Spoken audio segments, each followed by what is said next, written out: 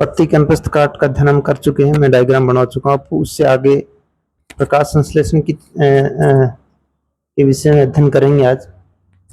तो आपके सिलेबस के अनुसार जो सिलेबस में दे रखा है वो बिंदु सभी साथ लेकर के कुछ अन्य डाउट्स भी क्लियर किए जाएंगे। जैसे प्रकाश संश्लेषण की परिभाषा की बात करें तो प्रकाश संश्लेषण किसे कहते हैं? सभी हरे पौधे वायुमंडल से कार्बन डाइऑक्साइड ग्रहण करते हैं और जड़ों द्वारा जल का अवशोषण करते हैं। सूर्य के प्रकाश की उपस्थिति में पर्णहरित की सहायता से कार्बनिक पदार्थ कार्बोहाइड्रेट का निर्माण करते हैं।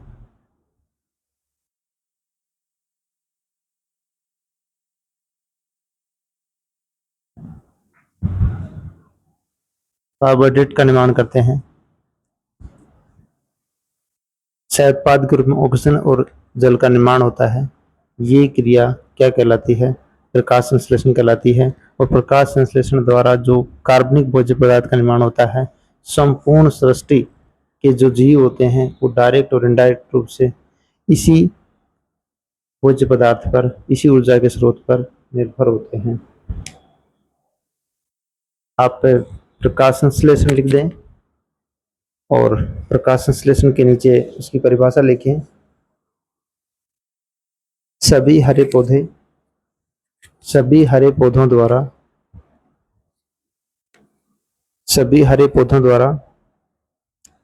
सूर्य के प्रकाश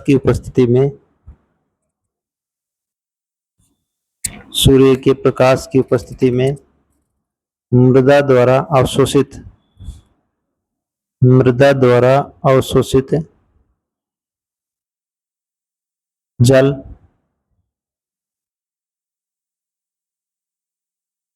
वायुमंडल से प्राप्त CO2, वायुमंडल से प्राप्त कार्बन डाइऑक्साइड, जड़ों द्वारा प्राप्त जल, वायुमंडल से प्राप्त CO2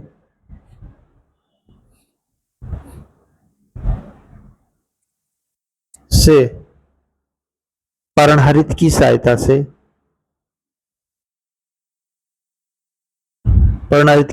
से कार्बोहाइड्रेट का निर्माण करते हैं।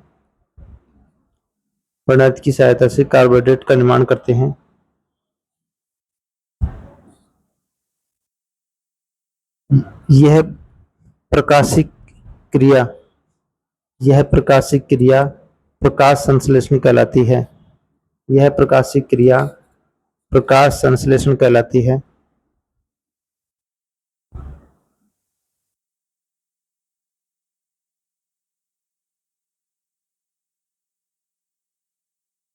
और उसके नीचे आप ये समीकरण लिख दो, इसकी फास्टली लिख देंगे।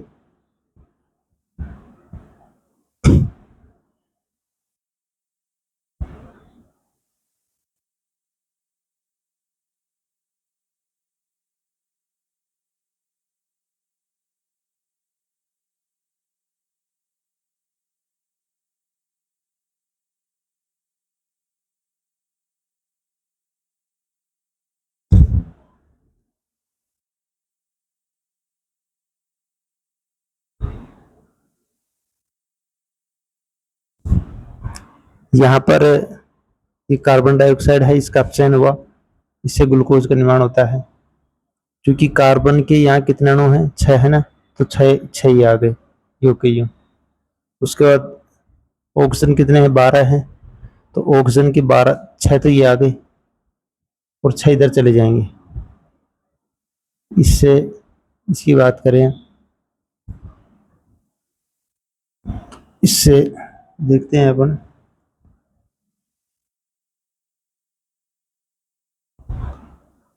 जो हाइड्रोजन के अणु 12 दूनी 24 है ना, हाइड्रोजन 24 है, तो 12 तो ये चले गए, हाइड्रोजन 12 तो ये चले गए, ठीक है। और रहे 12 जो जल के अणु है वो ये आ गए इस तरह से, इसमें ये 12 अणु आ गए।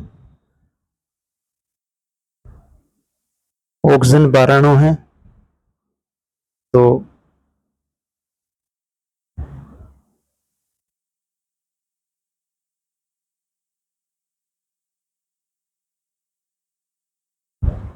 छह तो इसमें हो गए, ये रहे, और 6 इसमें है। अब यूं का यूं इसमें लिख दें।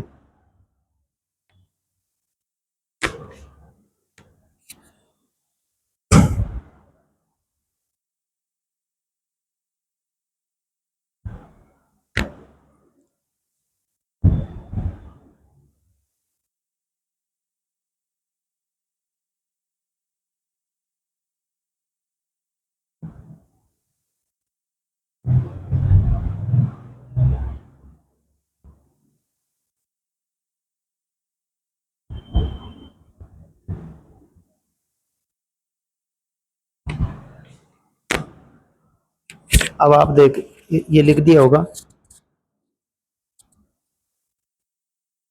प्रकाश संश्लेषण की जो क्रिया है उसकी परिभाषा एक बार मैं लिखा चुका हूँ।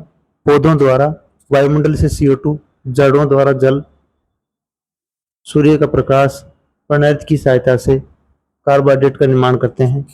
मुख्य उत्पाद ग्लूकोज है, अर्थात ये क्या कह सकते हैं इसको, कार्बोहाइड्रेट्स। अब इसमें ये जो प्रकाश संश्लेषण जो क्रिया है इसको तीन बिंदुओं से समझ सकते हैं सिलेबस के अनुसार। आपके सिलेबस में यूं का यूं दे रखा है। फर्स्ट ये है कि सबसे पहले क्या होता है, पर्णहरित द्वारा, पर्णहरित को क्या कहेंगे, क्लोरोफिल। पर्णहरित द्वारा सूर्य के प्रकाश का अवशोषण, एक घटना तो ये होगी। फर्स्ट घटना तो क्या हो गई, पर्णहरित द्वारा सूर्य के प्रकाश का अवशोषण। दूसरा क्या है, दूसरा जो है वो ये जो सूर्य की ऊर्जा है, सौर ऊर्जा, और जिसे बन क्या रहा है, कार्बोहाइड्रेट। ये कौन सी है, रासायनिक ऊर्जा। या कौन सी ऊर्जा है, रासायनिक ऊर्जा। ये कौन सी ऊर्जा है, ऊर्जा न तो उत्पन्न की जा सकती है न नष्ट की जाती है, प्रकृति का नियम है। ऊर्जा संरक्षण के नियमानुसार एक ऊर्जा दूसरी ऊर्जा में रूपांतरित होती है। तो यहाँ जो सूर्य की ऊर्जा है ये रासायनिक ऊर्जा में संचित होगी। तो यहाँ हम लिख सकते हैं सौर ऊर्जा का रूपांतरण का रासायनिक ऊर्जा में रूपांतरण, सौर ऊर्जा का रासायनिक ऊर्जा में रूपांतरण। और इसमें क्या होगा, और ये जो जल के अणु है इसका अपघटन होगा, और अपघटन होकर के विखंडन होकर के ऑक्सीजन और हाइड्रोजन के अणु बनते हैं। जल अणुओं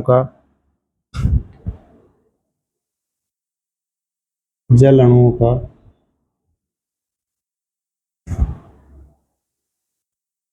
O2 एवं H2, हाइड्रोजन, ऑक्सीजन और हाइड्रोजन में अपघटन। और तीसरा क्या है, तीसरा है ये जो कार्बन डाइऑक्साइड है, इस कार्बन डाइऑक्साइड का, ये जो कार्बन डाइऑक्साइड है, इस कार्बन डाइऑक्साइड का अपचयन होकर के क्या बन रहा है, ग्लूकोज का निर्माण हो रहा है। ये मैं पहले कह चुका था जब हम वो अपचयी, उपचयी और अपचयी पढ़ रहे थे। तो अपचयी के अंदर मैंने इसका एग्जाम्पल दिया था कि इसमें नए नए पदार्थ का निर्माण होता है, वो आपके सामने है।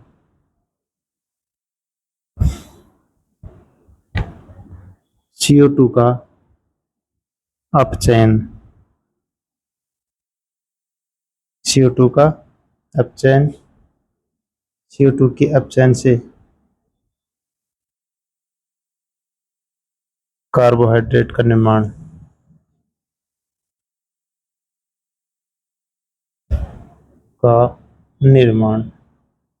यूं का यूं छाप दो इसको। आप लिख सकते हो इसमें प्रकाश संश्लेषण की क्रिया में घटित घटनाएं, प्रकाश संश्लेषण की क्रिया में घटित घटनाएं, प्रकाश संश्लेषण की प्रक्रिया में होने वाली घटनाएं।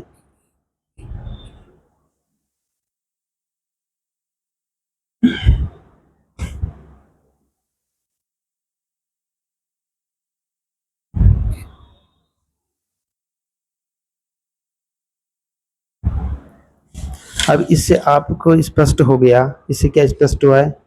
प्रकाश संश्लेषण, अगर आप सब कुछ भूल गए तो आप एक तो ये परिभाषा ये लिखे आना, समीकरण लिखे आना, और समीकरण से आप ये इसकी परिभाषा बना सकते हो। यानी इसमें घटनाएं जो है क्या क्या घटित होती हैं वो घटनाएं लिख सकते हो आप।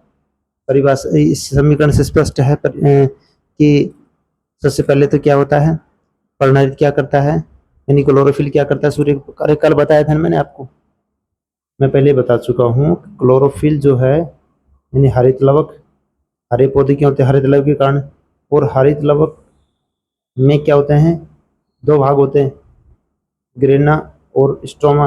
और ग्रेना में जो थैलिकोइड होते हैं तस्तिनुमा, वो थैलिकोइड में क्वांटासोम होते हैं। क्वांटासोम में क्या होते हैं, क्लोरोफिल होते हैं। एक क्वांटासोम में लगभग 230 से 250 क्वांटासोम बताए थे वो, क्लोरोफिल बताए थे। क्लोरोफिल को हिंदी में क्या कह रहे हैं, प्रणित कर रहे हैं। और क्लोरोफिल जो है वो सूर्य के प्रकाश का अवशोषण करता है, तो प्रकाश संश्लेषण अपना योगदान देता है। तो यहाँ पहली घटना तो क्या लिख सकते हैं कि पर्णहरित यानी क्लोरोफिल द्वारा सूर्य के प्रकाश का अवशोषण होता है, इसमें स्पष्ट हो रहा है। दूसरा क्या हो रहा है इसमें, ये सौर ऊर्जा है, सौर ऊर्जा से क्या बन गई, कार्बोहाइड्रेट, अर्थात सौर ऊर्जा किस रूप में, रासायनिक ऊर्जा में परिवर्तित हो गई। तीसरी क्या और क्या लिख सकते हैं हम, जल का प्रकाशीय अपवर्तन हो गया। जल से जो जल में दो अणु हैं, दो परमाणु हैं इसमें, दो तत्वों का परमाणु है, हाइड्रोजन और ऑक्सीजन। ये हाइड्रोजन जल जो है हाइड्रोजन ऑक्सीजन में टूट जाएगा, हाइड्रोजन ऑक्सीजन में अपघटन हो जाएगा। और तीसरी घटना क्या कह सकते हैं हम, जो CO2 है उसका अपचयन हुआ, और अपचयन होने से किसका निर्माण हो गया, कार्बोहाइड्रेट का निर्माण हो गया। ये कहीं लिख सकते हैं। अब आप यहाँ पर आगे जस्ट हमें ये जो क्रियाकलाप कराएंगे वो इस पर करेंगे। तो आप ये आपको ये स्पष्ट हो गया कि प्रकाश संश्लेषण के लिए किसकी आवश्यकता पड़ती है, पर्णहरित की। तो हम एक क्रियाकलाप करेंगे, एक प्रयोग करेंगे, उस क्रियाकलाप के द्वारा हम स्पष्ट करेंगे कि हाँ सूर्य की ये प्रकाश संश्लेषण के लिए किसकी आवश्यकता पड़ती है, पर्णहरित की आवश्यकता पड़ती है। दूसरा प्रैक्टिकल इसमें हम ये करेंगे, क्रियाकलाप हम ये करेंगे कि ये जो ग्लूकोज है ये किसके रूप में स्टोर होती है। जैसे जितनी आवश्यकता होती है वो तो काम में ले लेते हैं पौधे ऊर्जा प्राप्त करने के लिए, और शेष जो ग्लूकोज होती है उसको किसके रूप में स्टोर कर देते हैं, स्टार्च के रूप में। तो वो स्टार्च का परीक्षण करना है कि पौधों में स्टार्च का परीक्षण, तो ये दोनों साथ साथ ही कर लेंगे उसी क्रियाकलाप में कि प्रकाश संश्लेषण के लिए किसकी आवश्यकता पड़ती है, पर्णहरित की। और पर्णहरित और प्रकाश संश्लेषण द्वारा किसका निर्माण होता है, ग्लूकोज। ग्लूकोज से किसका निर्माण होता है, मंड के रूप में ग्लूकोज को स्टोर किया जाता है।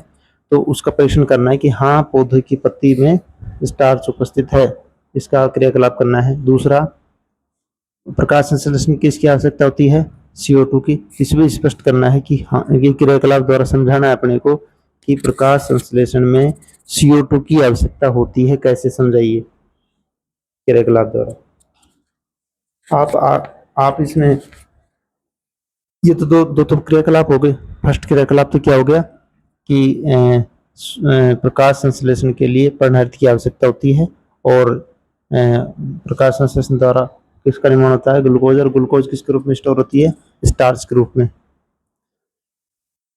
ये परीक्षण करना है। और दूसरा ये कहना है कि भाई प्रकाश संश्लेषण में किसकी आवश्यकता पड़ती है, CO2 की आवश्यकता होती है। कैसे समझाइए, ठीक है, ये आपने लिख लिया। अब इसमें आगे लिख लो, ये चीज लिखना है। अब मैं सबसे इससे पहले जब आपको हरित लवक पढ़ा रहा था तो वहां आपको ये भी बताया था मैंने कि लवक 3 प्रकार के होते हैं। लवक 3 प्रकार के होते हैं। एक तो कैसा होता है, हरित लवक होता है, हरे रंग का होता है, एक वर्णी लवक होता है, ये सब अलग अलग रंग के होते हैं।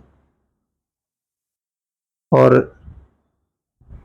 एक होता है अवर्णी लवक, और ये वर्णी लवक तो अलग अलग रंग प्रदान करते हैं। हरित लवक प्रकाश संश्लेषण में योगदान देता है, हरा रंग का होता है, और अवर्णी कोई रंग का नहीं होता है। और ये क्या काम करता है, ये इस प्रकार का जो अवर्णी जो लवक होता है वो भोजन का संग्रह करता है। क्या करता है, भोजन का संग्रह करता है। अब यहाँ पर क्या बन रही है, ग्लूकोज बन रही है ना, तो इसका किसके रूप में स्टोर होगा, आवश्यकता से ज्यादा जो ग्लूकोज है उसको किसके रूप में, स्टार्च के रूप में स्टोर करेंगे, तो वो स्टार्च के रूप में संग्रह किस में करेंगे, लवक में ही होगा। और उस लवक को कहेंगे, क्योंकि इसके क्या स्टोर है उसके अंदर, स्टार्च, तो लवक को क्या कह देंगे, स्टार्च लवक कहेंगे, या फिर स्टार्च इंग्लिश शब्द है, इसको हिंदी में कहेंगे मंड लवक या स्टार्च लवक कहते हैं। ये चीज समझ आ गई, तो तीन चिन्ह बना के लिख दो। प्रकाश संश्लेषण में बना, प्रकाश संश्लेषण में बना मुख्य उत्पाद, प्रकाश संश्लेषण में बना मुख्य उत्पाद, मुख्य उत्पाद ग्लूकोज,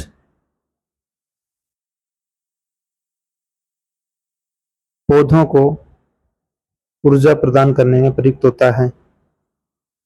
ग्लूकोज पौधों को ऊर्जा प्रदान करने में प्रयुक्त होता है। और ये ग्लूकोज क्या चीज है, कार्बोहाइड्रेट है। मुख्य उत्पाद ग्लूकोज पौधों को ऊर्जा प्रदान करने में प्रयुक्त होता है।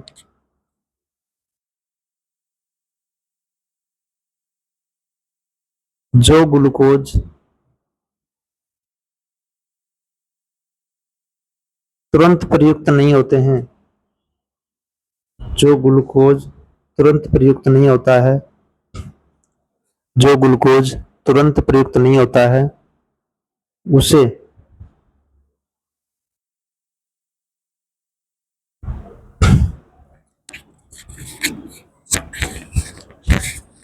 अवर्णी लवक में, उसे अवर्णी लवक में, उसे अवर्णी लवक में स्टार्च के रूप में, उसे अवर्णी लवक में स्टार्च के रूप में संग्रहित कर दिया जाता है, संचित कर दिया जाता है, स्टार्च लवक के रूप में संचित कर दिया जाता है, स्टार्च लवक के रूप में संचित किया जाता है।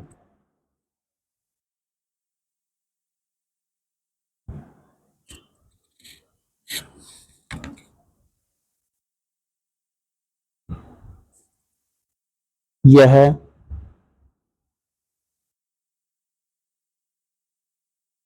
संचित स्टार्च, यह संचित स्टार्च रक्षित आंतरिक ऊर्जा, वेरी इंपॉर्टेंट है, ध्यान देना इस पे, यह संचित ऊर्जा रक्षित आंतरिक ऊर्जा, रक्षित आंतरिक ऊर्जा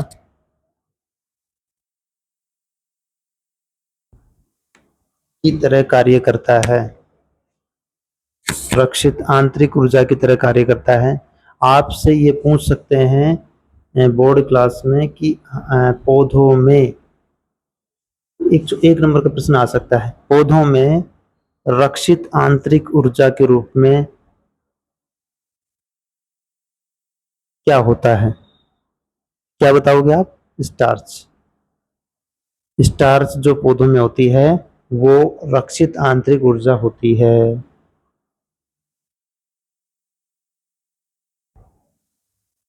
के नीचे अलग लाइन से लिख देना, नोट नोट लिख दो, या तो या फिर स्टार बना के लिख देना।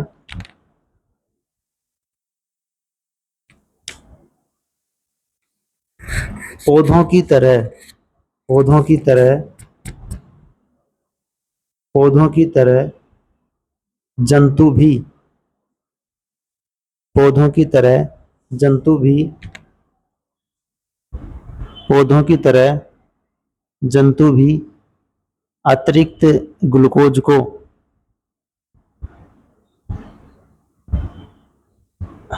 अतिरिक्त ग्लूकोज को ग्लाइकोजेनेसिस प्रक्रिया द्वारा अतिरिक्त ग्लूकोज को ग्लाइकोजेनेसिस प्रक्रिया द्वारा अतिरिक्त ग्लूकोज को ग्लाइकोजेनेसिस प्रक्रिया द्वारा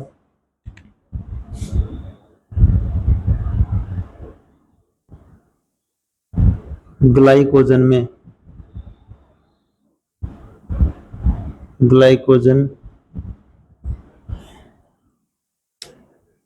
पौधों की तरह जंतुओं में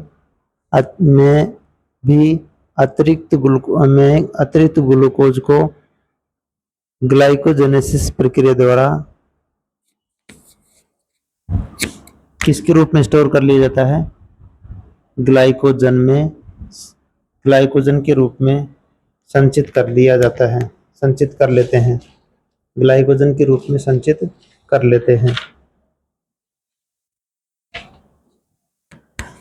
ग्लाइकोजन के रूप में संचित कर लेते हैं।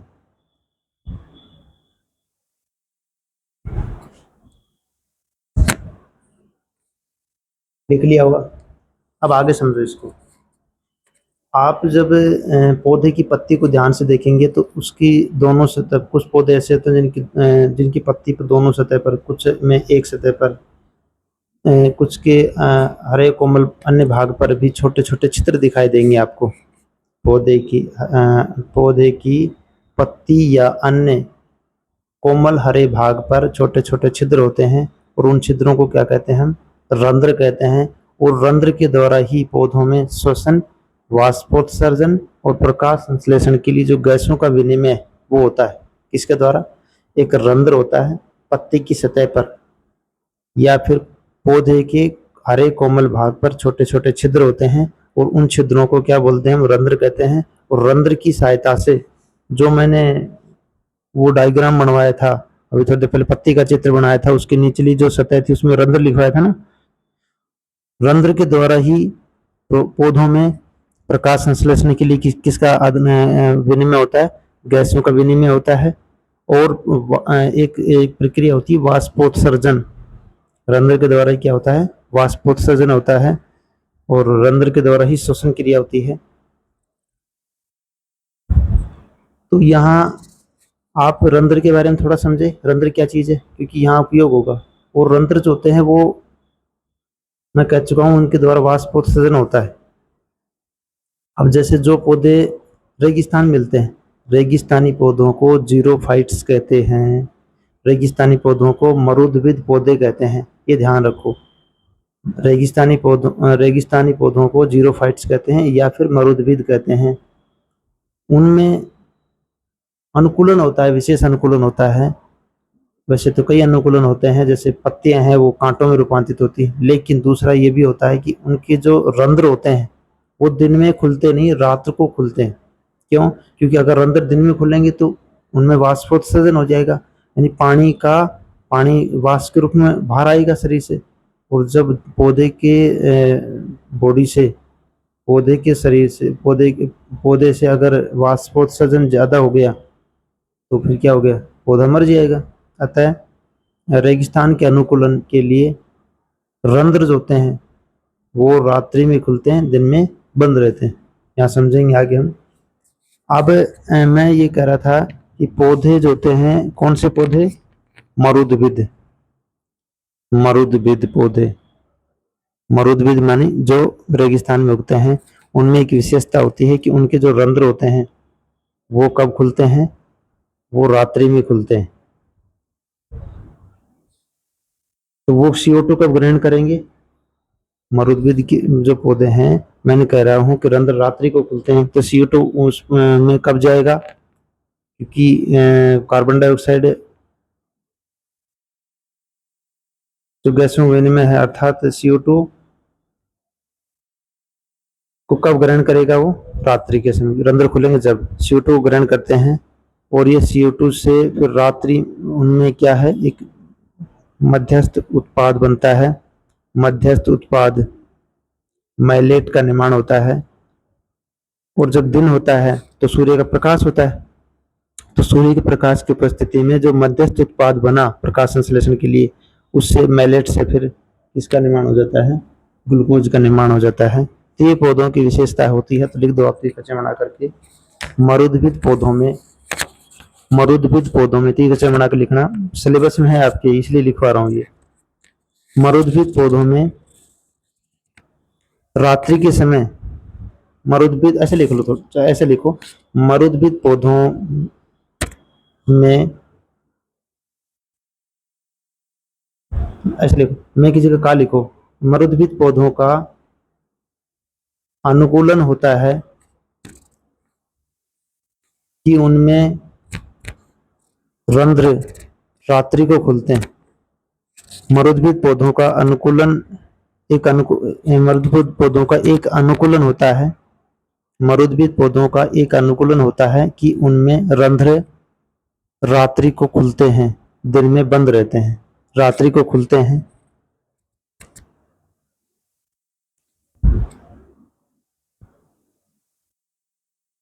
अतः वे रात्रि के समय, अतः वे रात्रि के समय रंध्रों से, अतः वे रात्रि के समय रंध्रों से CO2 को ग्रहण कर,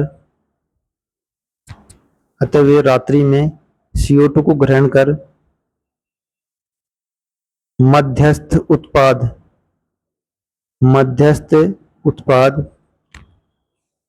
CO2 को ग्रहण कर मध्यस्थ उत्पाद को इस क्वेश्चन में लिख दो मैलेट, मध्यस्थ उत्पाद का निर्माण कर लेते हैं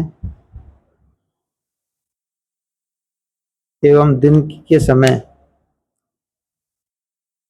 मध्यस्थ उत्पाद क्वेश्चन का मैलेट मध्यस्थ उत्पाद का निर्माण कर लेते हैं तथा दिन में सूर्य के प्रकाश की उपस्थिति में, तथा दिन में सूर्य के प्रकाश की उपस्थिति में, तथा दिन में सूर्य के प्रकाश की उपस्थिति में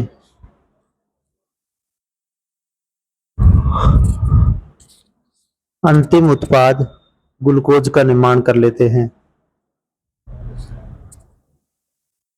अंतिम उत्पाद ग्लूकोज का निर्माण कर लेते हैं।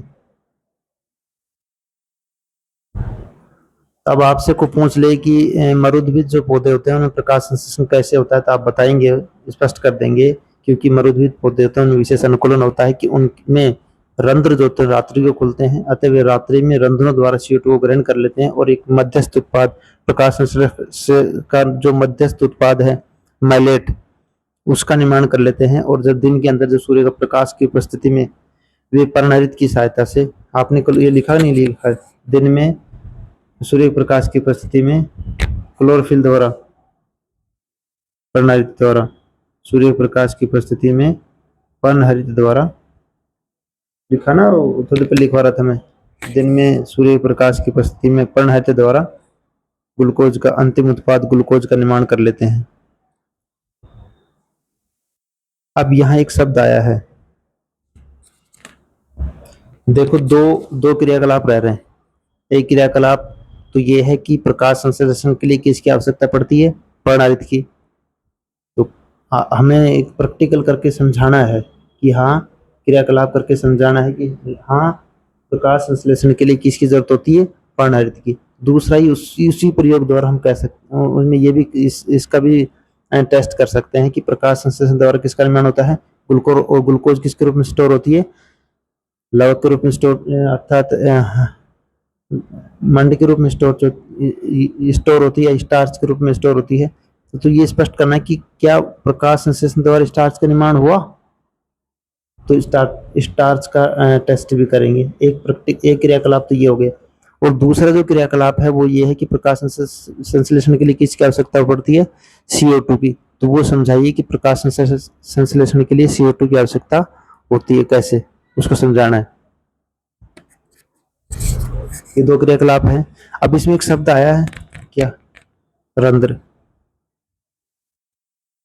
तो अलग लाइन नेक्स्ट टॉपिक डाल दो, रंध्र।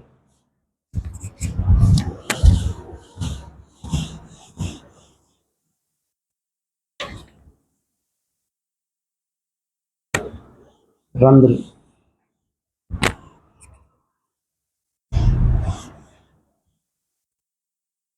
स्टोमेटा। देखो एक तो मैं केवल खाली कमरे को पढ़ा रहा हूँ, मुझे भी थोड़ा इसमें अनुकूल होने के लिए समय लगेगा। दूसरा, कुछ आपके डाउट्स भी हैं वो क्लियर नहीं हो पा रहे हैं, तो आप या तो कमेंट बॉक्स में या फिर क्लास में हम उनको सभी डाउट्स को क्लियर कर लेंगे।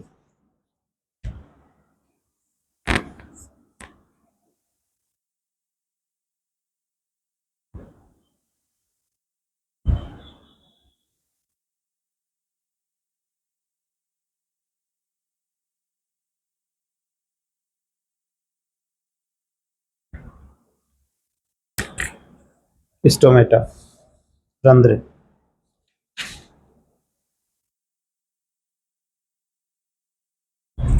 देखो मैं बता चुका हूँ, पत्ती है, आप इसको यूं स्पष्ट कर सकते हो कि हरे पौधों की जो पत्तियां हैं, पत्तियों की सतह पर या पौधे के कोमल भाग की सतह पर छोटे छोटे छिद्र होते हैं, और उन छिद्रों को ही हम क्या कह सकते हैं, रंध्र कह सकते हैं।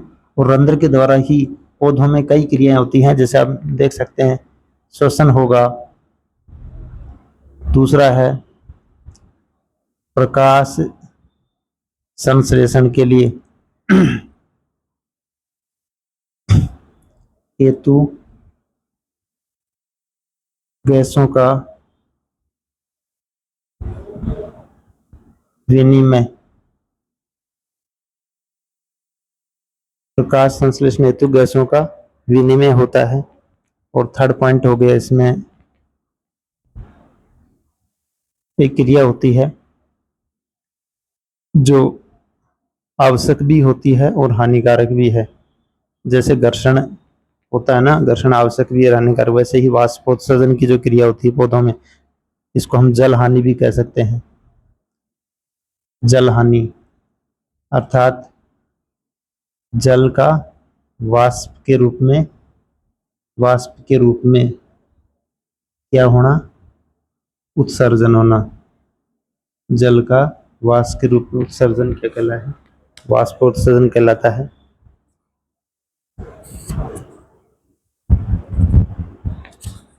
अब यहां तक ये स्थिति क्लियर होगी, रंध्र क्या है, क्या काम करता है, कहाँ मिलते हैं।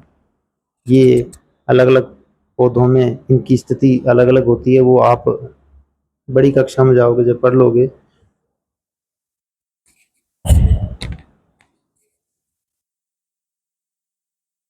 इसकी संरचना भी दे आपका सिलेबस में क्या क्या चीज है, रंध्र थोड़ा सा बता रखा है, लेकिन सिलेबस में प्रश्न बना रखे हैं इस पे, तो इसलिए इसको पढ़ाना जरूरी है। रंध्र क्या चीज है पहले तो वो देख लेंगे, रंध्र क्या है। दूसरा, इनकी संरचना देखेंगे। और तीसरा, इनका कार्य क्या है। और इनके खुलने व बंद होने की क्रियाविधि, खुलने और बंद होने की क्रियाविधि, ये आपके सिलेबस में है। तो सबसे पहले रंध्र क्या है इसके बारे में बता चुका हूँ, बार बार नहीं बताऊंगा। दूसरा, और ये जो रंध्र की जो संख्या है वो जैसे पत्ती की ऊपरी सतह पर ज़्यादा है, निचली सतह पर कम, निचली सतह पर ज़्यादा, ऊपरी सतह पर कम है, एक सतह पर है, या फिर तो वो अलग अलग पौधों में अलग अलग प्रकार के वो बड़ी कक्षा में जाओगे जो पढ़ लोगे आप, संरचना का अध्ययन करेंगे। एक कार्य आपके सामने है, श्वसन में योगदान होता है, प्रकाश संश्लेषण गैसों का विनिमय होता है, और वाष्पोत्सर्जन भी रंध्रों द्वारा ही होता है। और इनके खुलने और बंद होने की क्रिया, आप एक तो इसका डायग्राम बना लो या फिर लिख लो, पहले लिख लो। पत्तियों की सतह पर, पत्तियों की ऊपरी व निचली सतह पर, कोमा, पत्ती की ऊपरी व निचली सतह पर, कोमा, पौधे के हरे कोमल भाग पर, पौधे के हरे कोमल भाग पर छोटे छोटे छिद्र होते हैं,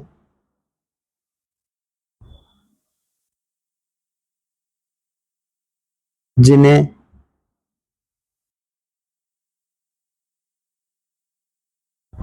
रंध्र कहते हैं, जिन्हें रंध्र कहते हैं।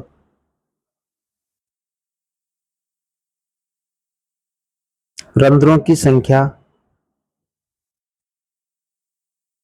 रंध्रों की संख्या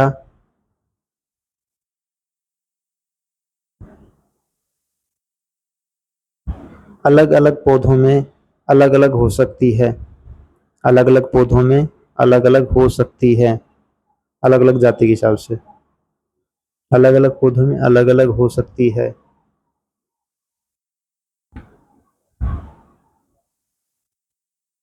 रंध्रों की कार्य लिख लेना। रंध्रों द्वारा, तिरछा बना के लिख लेना। रंध्रों द्वारा पौधों में श्वसन, रंध्रों द्वारा पौधों में, रंध्रों द्वारा पौधों में श्वसन,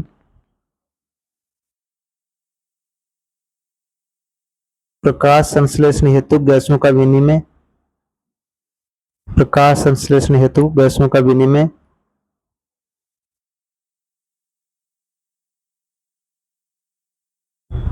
और तीसरा लिख लेना वाष्पोत्सर्जन, जल का वाष्प के रूप में उत्सर्जन, जल हानि भी कह सकते हैं इसको। तीसरा है वाष्पोत्सर्जन। ये कार्य हो गए इसके रंध्र के कार्य है। रंध्र के कार्य क्या हो गए? श्वसन में प्रकाश संश्लेषण गैसों का विनिमय होता है, और वाष्पोत्सर्जन यानी वाष्प का उत्सर्जन। ये वाष्पोत्सर्जन आवश्यक भी है और हानिकारक भी है।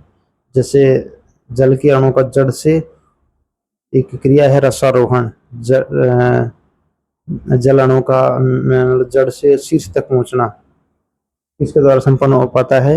वाष्पोत्सर्जन के द्वारा भी वो प्रक्रिया संपन्न हो पाती है, तो वहां तो फायदा हो गया। दूसरा, वाष्प का उत्सर्जन हो रहा है, पौधे से जल की हानि हो रही है, तो ये नुकसानदायक भी है। तो ये रंध्र द्वारा ये काम हो गई। अब इसकी संरचना कार्य देख चुके हैं, एक इसके खुलने और बंद होने की क्रियाविधि देखेंगे। तो सबसे पहले संरचना बना लो अब इसकी, मेरे साथ साथ बना लेंगे।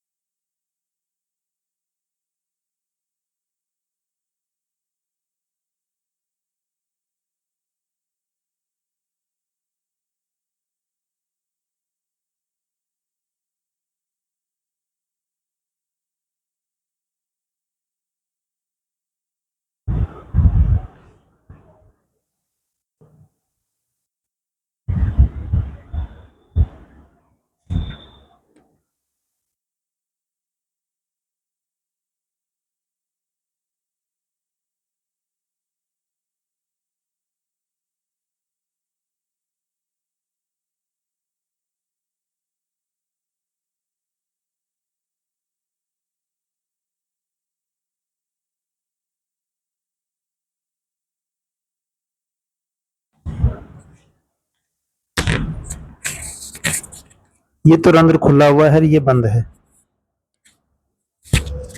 चलो आप बना लेना, वीडियो को बैक करके बना लेना। अब आगे लिखो इसमें संरचना में रंध्र रंध्र दो द्वार कोशिकाओं से, रंध्र दो द्वार कोशिकाओं से, रंध्र दो द्वार कोशिकाओं से घिरी संरचना है, दो द्वार कोशिकाओं से घिरी संरचना है।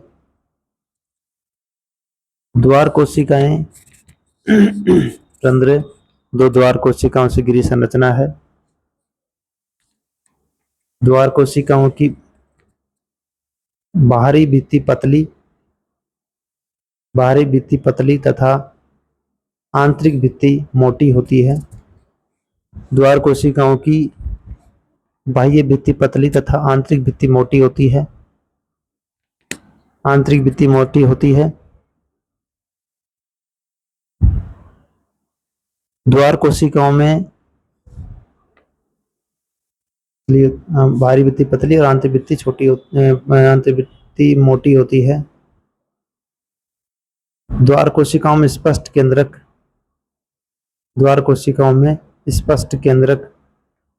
तथा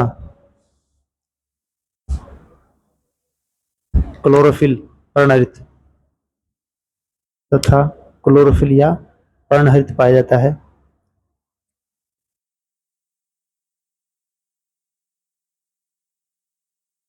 अतः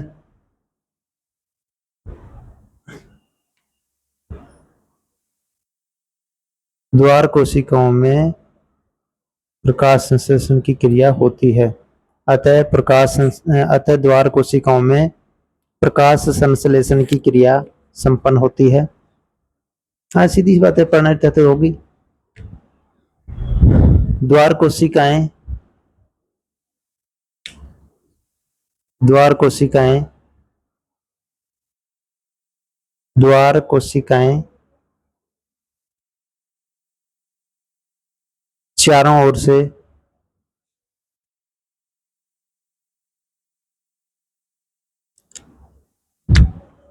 एपिडर्मिस, एपिडर्मिस कोशिकाओं से घिरी होती है, एपिडर्मिस कोशिकाओं से घिरी होती है, एपिडर्मिस कोशिकाओं से घिरी होती है,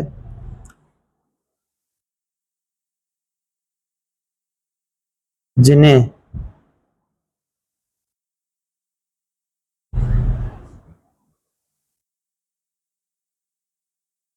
जिन्हें सहायक कोशिकाएं कहते हैं, जिन्हें सहायक कोशिकाएं कहते हैं, जिन्हें सहायक कोशिकाएं कहते हैं।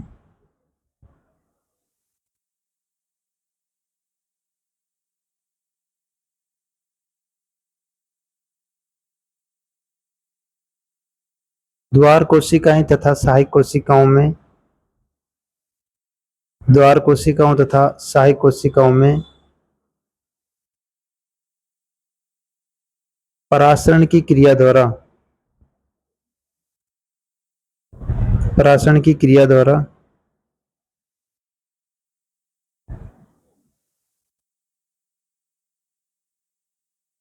परासरण की क्रिया द्वारा जल का विनिमय होता है, जल का विनिमय होता है,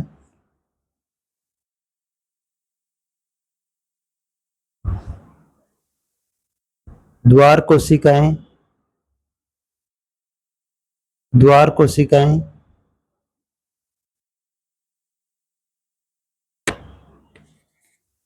रंध्र के, द्वार कोशिकाओं की अवस्था, ऐसे लिखना, द्वार कोशिकाओं की अवस्था, द्वार कोशिकाओं की अवस्था रंध्रों के खुलने और बंद होने की क्रिया को नियमित करती है।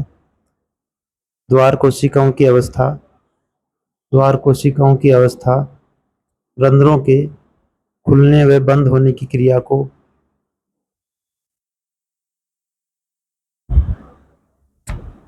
द्वार कोशिकाओं की अवस्था रंध्रों के खुलने व बंद होने की क्रिया को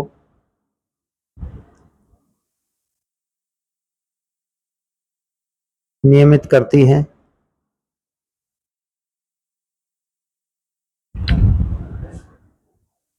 जब द्वार कोशिकाएं, जब द्वार कोशिकाएं स्फीत अवस्था यानी फूली अवस्था में, फूली हुई अवस्था, जब द्वार कोशिकाएं स्फीत अवस्था में होती हैं, जब द्वार कोशिकाएं स्फीत अवस्था में होती हैं तो रंध्र खुल जाते हैं तथा जब द्वार कोशिकाएं श्लथ अवस्था में होती हैं तो रंध्र बंद हो जाते हैं, तो रंध्र बंद हो जाते हैं।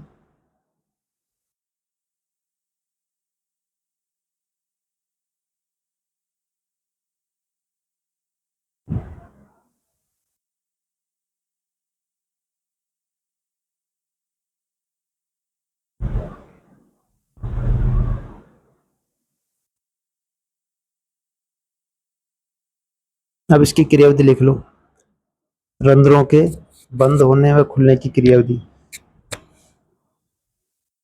रंध्रों के खुलने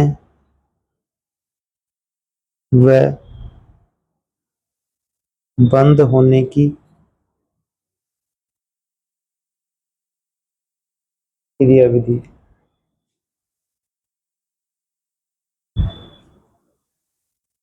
बंद होने की क्रियाविधि।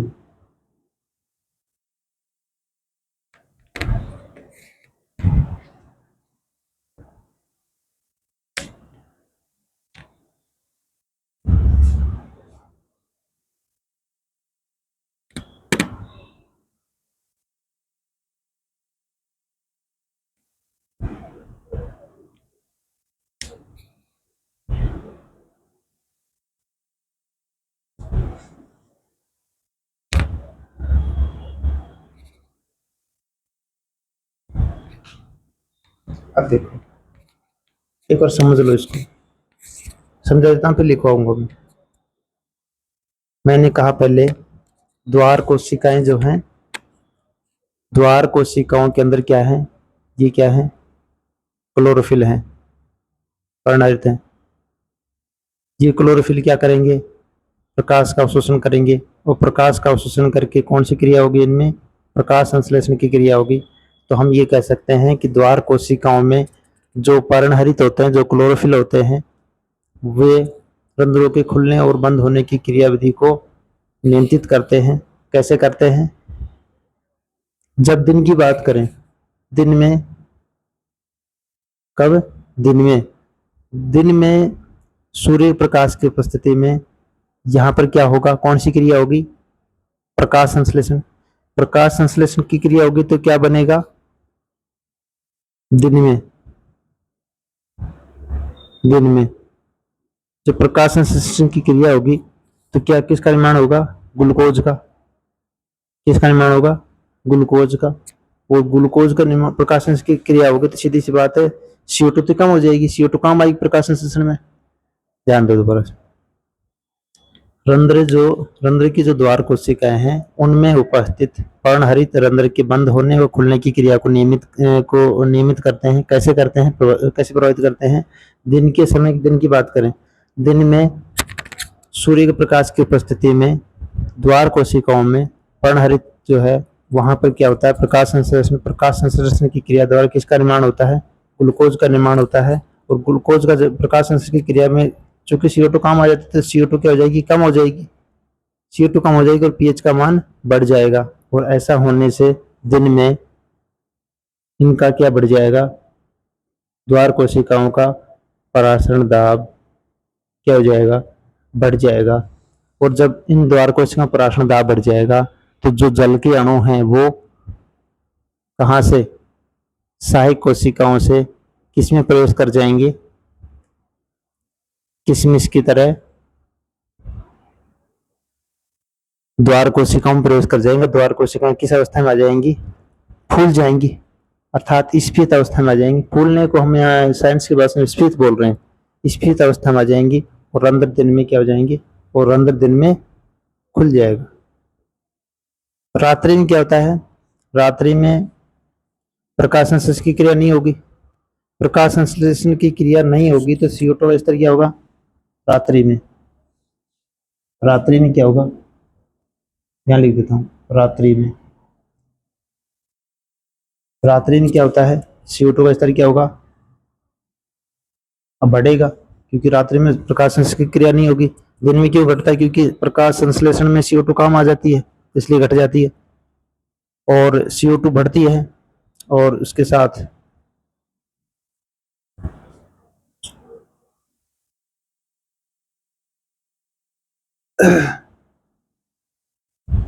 प्रकाश संश्लेषण नहीं होगा तो क्या घटेगी, ग्लूकोज तो बनेगा नहीं रात को, ग्लूकोज नहीं बनेगा तो ग्लूकोज तो कम होगा, बढ़ेगा क्या, CO2 बढ़ेगा। और इससे क्या बढ़ेगा, अम्लीयता बढ़ती है। ऐसा होने से जो द्वार कोशिकाएं हैं उनका परासरण दाब क्या हो जाएगा, यहाँ बढ़ा था, या परासरण दाब क्या हो जाएगा, घट जाएगा। ओपी, ऑस्मोसिस प्रेशर क्या जाएगा, कम हो जाएगा। और जो जल के अणु हैं वो द्वार कोशिकाओं से सहायक कोशिका में आ जाते हैं और द्वार कोशिकाएं पिचक जाती हैं, अर्थात किस अवस्था में आ जाती हैं, स्लथ अवस्था में आ जाती हैं और रंध्र बंद हो जाते हैं। ध्यान दो दोबारा से, रंध्र होने की, खुलने और बंद होने की क्रियाविधि को समझे। रंध्र के खुलने और बंद होने की क्रियाविधि को द्वार कोशिकाओं में पर्णहरित नियमित करते हैं। कैसे करते हैं, दिन के समय सूर्य प्रकाश की उपस्थिति में द्वार कोशिकाओं में पर्णहरित की सहायता से किसका निर्माण होता है, ग्लूकोज का निर्माण होता है। और ग्लूकोज का निर्माण होता है तो ग्लूकोज बढ़ेगी, CO2 कम आ गई, प्रकाश संश्लेषण, CO2 घट जाएगी और pH का मान बढ़ेगा, अम्लता कम हो जाएगी दिन में। तो ऐसी स्थिति में जो द्वार कोशिकाएं हैं उनका क्या बढ़ जाएगा, परासरण दाब बढ़ जाएगा। और परासरण दाब बढ़ेगा तो जल की आवश्यकता बढ़ेगी यहाँ पर, और ऐसी स्थिति में जल के अणु साई कोशिकाओं से द्वार कोशिका में आ जाते हैं। द्वार कोशिकाएं किस अवस्था में आ जाती हैं? स्फीत अवस्था में आ जाते हैं, फूल जाती हैं और रंध्र दिन में क्या हो जाते हैं? खुल जाता है। उल्टा करें, रात्रि को देखते हैं, इसकी विपरीत क्रिया होती है। रात्रि में प्रकाश संश्लेषण नहीं होता तो ग्लूकोज का निर्माण नहीं होगा, नहीं होगा तो ग्लूकोज घटेगी और CO2 का निर्माण, क्योंकि CO2 तो रात को काम में नहीं आ रही तो CO2 बढ़ेगा और अम्लता भी क्या होगी? बढ़ेगी। पर ऐसी स्थिति में पराशरण दाब क्या हो जाएगा? यहाँ बढ़ा था तो यहाँ घट जाएगा और घटने से जो जल के अणु है वो द्वार कोशिकाओं से किस में चले जाएंगे? साई कोशिका में, और द्वार कोशिकाएं पिचक जाएंगी, अर्थात किस अवस्था में आ जाएंगी? स्लथ अवस्था में आ जाएंगी और रंध्र रात्रि को बंद हो जाते हैं। हम मरुद्भिद का एक एक्सेप्शन है तो लिख लो नीचे, रंध्र के बंद होने खुलने की क्रिया विधि में लिखना, रंध्र में द्वार कोशिकाओं में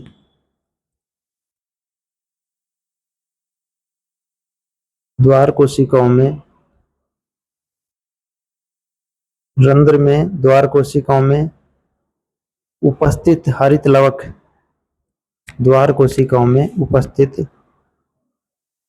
हरित लवक रंध्रों के खुलने व बंद होने की क्रिया को नियमित करता है।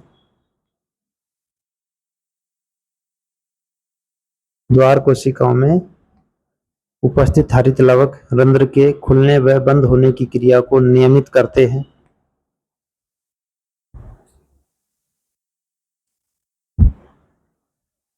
द्वार कोशिकाओं की बाहरी भित्ति पतली तथा आंतरिक भित्ति मोटी होती है। ये पहले भी लिखा चुका हूं, फिर भी लिख लो। द्वार कोशिकाओं की बाहरी भित्ति पतली तथा आंतरिक भित्ति मोटी होती है।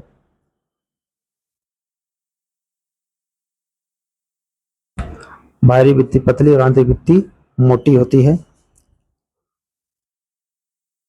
लिख दो, दिन के समय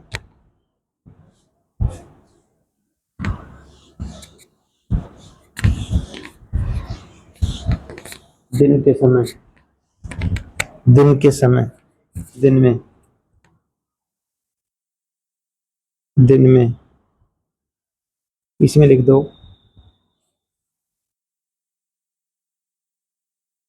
सूर्य के प्रकाश की उपस्थिति में दिन में सूर्य के प्रकाश की उपस्थिति में द्वार कोशिकाओं में द्वार कोशिकाओं में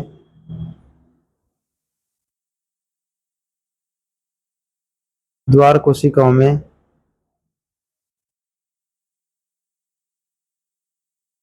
पर्णहरित द्वारा द्वार कोशिकाओं में पर्णहरित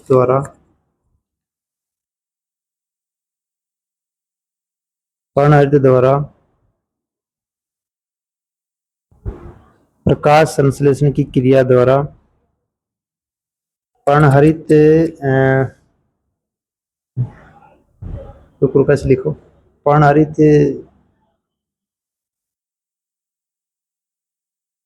की सहायता से पर्णहरित की सहायता से पर्णहरित की सहायता से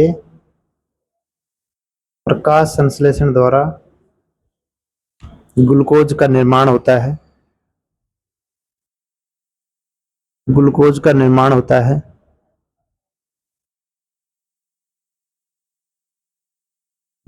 ग्लूकोज का निर्माण होता है।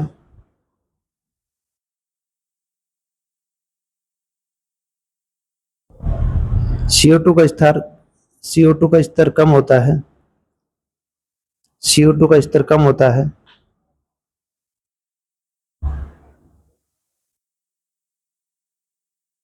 CO2 का स्तर कम होता है जो CO2 का स्तर कम होता है जो द्वार कोशिकाओं में जो द्वार कोशिकाओं में जो द्वार कोशिकाओं में परासरण दाब को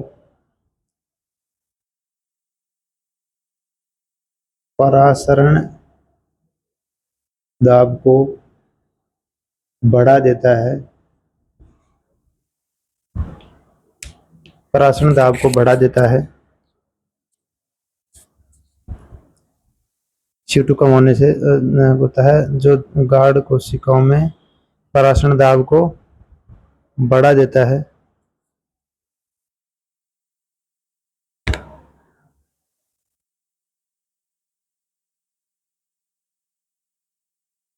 एक चीज और भूल गए इसमें, परासरण दाब बढ़ा देता है, यहाँ आप लिख लेना ग्लूकोज का निर्माण होता है। यहाँ तक दोबारा मैं दोबारा बोल रहा हूँ। दिन के समय प्रकाश संश्लेषण द्वारा प्रकाश संश्लेषण द्वारा ग्लूकोज का निर्माण होता है। CO2 की कमी होती है, CO2 की कमी होती है। इससे आगे लिखना CO2 कमी होती है।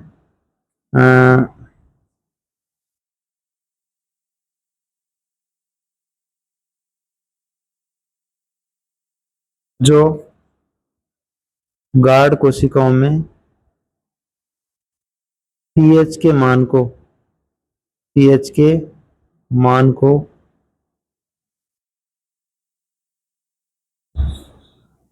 पीएच के मान को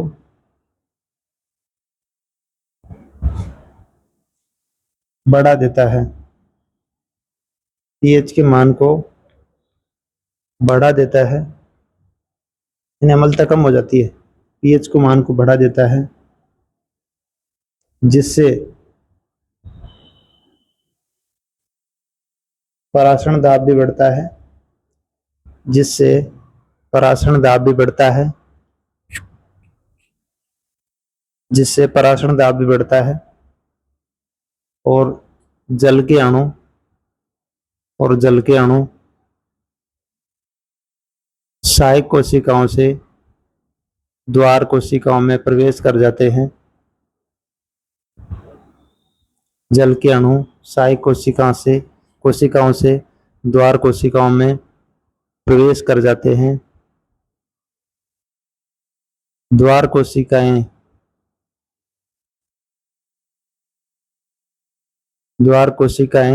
फूल जाएंगी, अर्थात द्वार कोशिकाएं स्फीत अवस्था में आ जाती हैं। द्वार कोशिकाएं स्फीत अवस्था में आ जाती हैं और रंध्र ओपन हो जाते हैं, रंध्र खुल जाते हैं।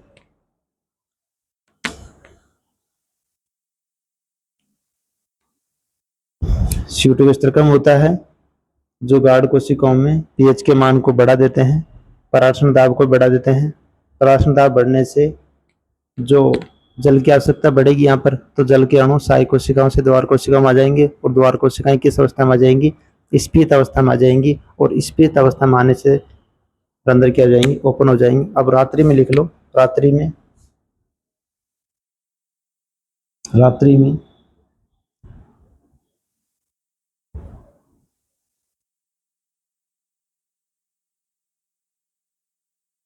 में द्वार कोशिकाओं में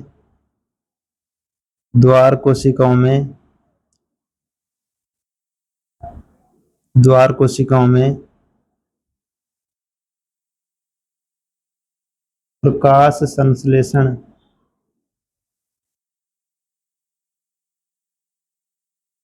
रात्रि में द्वार कोशिकाओं में प्रकाश संश्लेषण नहीं होने से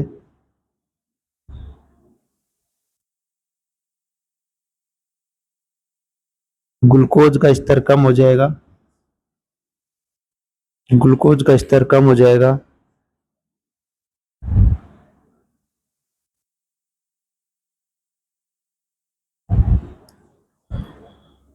CO2 का स्तर बढ़ जाएगा।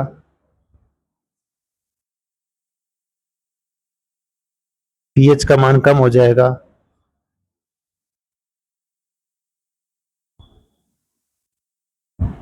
अर्थात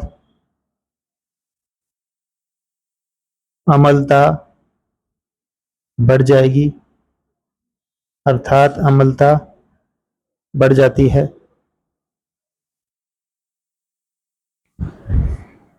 परासरण दाब घट जाएगा,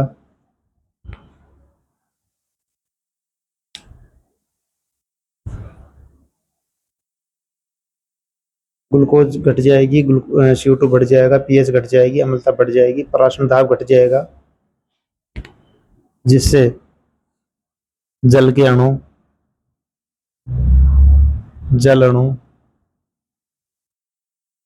द्वार कोशिकाओं से जल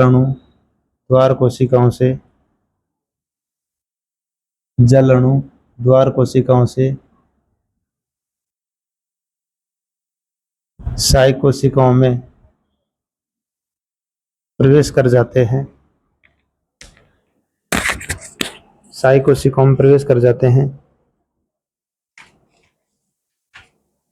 द्वार कोशिकाएं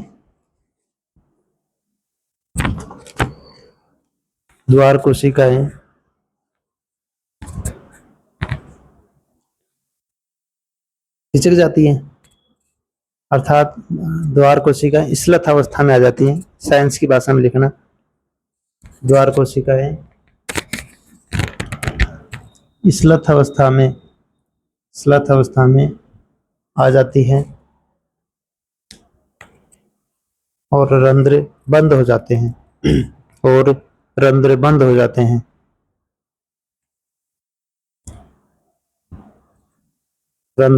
जाते हैं।